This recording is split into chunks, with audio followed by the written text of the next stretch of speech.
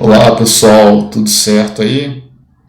Bom, agora eu gostaria de falar para vocês sobre monitoramento do fluxo em barragens. Meu nome é Rodrigo Pereira de Almeida, eu sou engenheiro civil, tenho mestrado e doutorado em geotecnia e 20 anos de experiência com projetos. Gostaria de comentar com vocês a respeito, né, de como verificar nas estruturas como que esse fluxo está. Quando nós fazemos um projeto, fazemos uma modelagem, nós fazemos esses cálculos baseados em parâmetros e em um modelo geotécnico.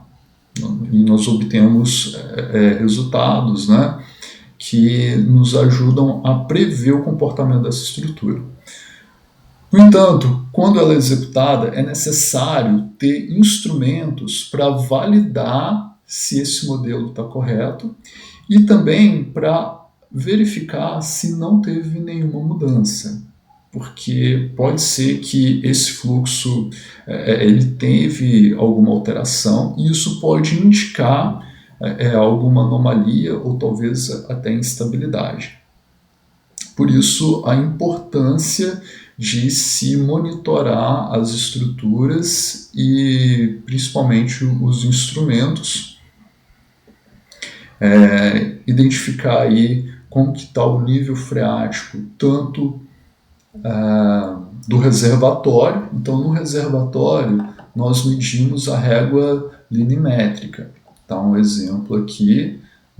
Temos aqui a topografia, ela mede, né? E aí tem uma variação sazonal. Às vezes tem um período que chove mais, o nível freático sobe, em outro período do ano o nível freático desce.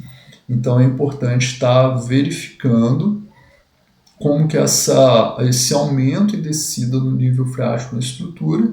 Em alguns casos, a estrutura está sendo também alteada e tem um enchimento do reservatório. E aí a necessidade de se monitorar com mais cuidado ainda, porque às vezes a estrutura não chegou naquele nível, aquela carga hidráulica que ela está chegando nesse momento, né? Então se redobra a atenção.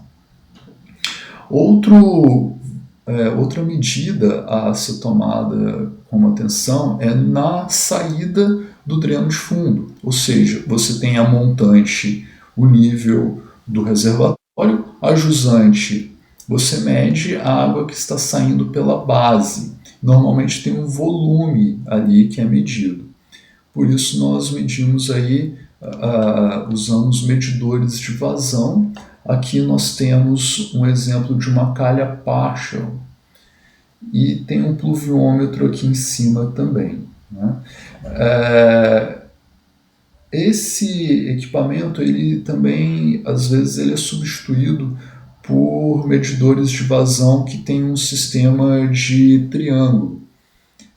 Também é possível medir a vazão por esses sistemas, né? E é possível também fazer, a calha partial ela tem uma vantagem que é possível fazer a automatização dela e as leituras são feitas com maior frequência.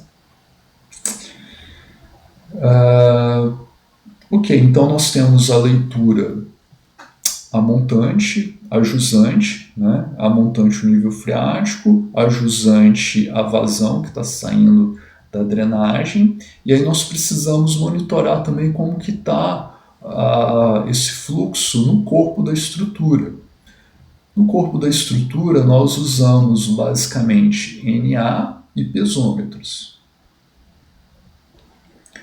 A diferença deles, basicamente, é que o pesômetro ele tem um selo de bentonita e esse selo permite que esse tubo depois ele vem fechado acima do selo e nós medimos a carga hidráulica nesse ponto. Normalmente é um ponto central aqui da célula de carga, né, aqui do pesômetro. Então, nesse ponto aqui, nós temos a carga hidráulica desse material. é um pouco diferente do medidor de nível de água, porque normalmente ele tem aqui o filtro, né? Tá, essa parte aqui, esse tubo, ele é ranhurado, e normalmente ele é ranhurado até em cima, né? Onde ele é ranhurado, ele também tem um filtro de areia para evitar que partículas finas percolem por aqui. Esse instrumento ele vai medir o NA. Então, onde o NA estiver passando, ele vai medir onde que ele está. Diferente do piezômetro, que mede a carga hidráulica no centro ali da célula de carga.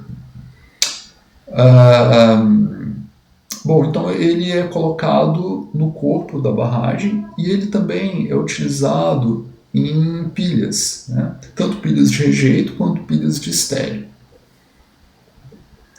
Um cuidado que nós precisamos ter é que quando é um único material, então, por exemplo, você tem um aterro da estrutura, o mesmo material, nós utilizamos normalmente o NA. Quando muda de material, então, por exemplo, tem um aterro, aí tem às vezes o tapete drenante e aí tem a fundação. Quando nós vamos medir carga hidráulica na fundação, é interessante usar o piezômetro de casa grande, né, o piezômetro, porque você tem transição de material e aí essa medida não fica muito adequada. E como ele é todo aberto, você pode ter fluxo de um material para o outro pelo próprio instrumento. Ou seja, não é indicado. Mudança de material, então a gente já usa piezômetro e NA quando é o mesmo material. Bom, essas são as diferenças básicas assim que a gente poderia comentar. E aí tem mais um detalhe, que esses instrumentos nós normalmente precisamos ir lá e medir. É possível colocar um sensor também, né? Coloca um sensor aqui e mede, mas ele leva um certo tempo para esse nível de água estabilizar aqui. Quando é necessário leituras mais imediatas, né, com pouco tempo, ou seja, teve alguma variação na estrutura e você já precisar medir, é interessante usar o sensor, né? Normalmente são sensores de corda vibrante, tem até um exemplo aqui. E esses sensores, normalmente, eles já são enterrados e não usa aquele tubo de casa grande, como a gente havia visto antes. Então, ele já é instalado no ponto onde vai realizar as leituras. Então, aqui, exemplos, né? Um exemplo aqui de um piezômetro de corda grande e o sistema que funciona internamente, basicamente um filtro, um diagrama, sistema de corda vibrante e o sistema de leitura.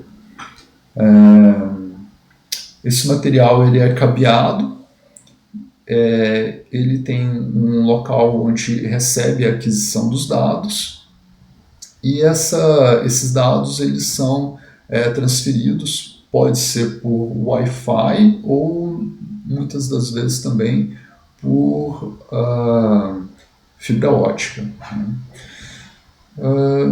Basicamente seria essas questões, né? Nós utilizamos também bastante marcos topográficos, inclinômetros, mas aí é mais com o objetivo de medição de movimentos, deformações, que nós vamos falar aí nas próximas aulas. Então, pessoal, tamo junto, um grande abraço, até mais.